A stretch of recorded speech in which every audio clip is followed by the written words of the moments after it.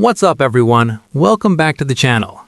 In this video, I'll explain how connecting Clash of Clans with Facebook works and clear up an important change that confuses a lot of players. Here's the key thing you need to know first. Clash of Clans no longer supports connecting accounts to Facebook. Supercell officially removed Facebook login and linking across their games, including Clash of Clans, Clash Royale, and Brawl Stars.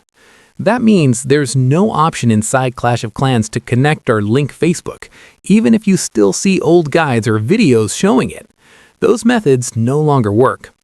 Instead, Supercell now uses Supercell ID as the only supported way to save your progress and connect your account across devices. If you want to properly connect and protect your Clash of Clans account, here's what you should do instead. Open Clash of Clans, go to Settings, and tap Supercell ID. From there, sign in or create a Supercell ID using your email address. Once connected, your village is safely backed up and can be accessed on any device using that email.